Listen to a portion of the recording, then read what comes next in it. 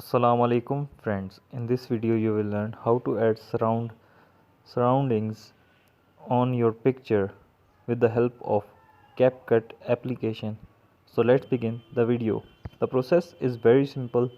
Make sure that you are connected with your internet and also make sure that you have downloaded this Capcut app in your mobile. So you will open your Capcut application.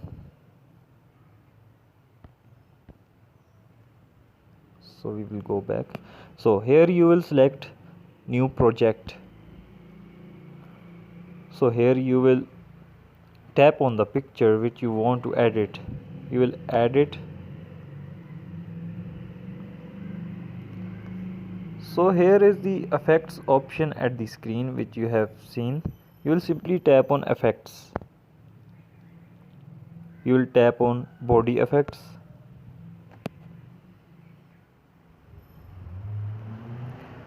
So you will scroll it. Here is the surrounding link. You will simply tap on it.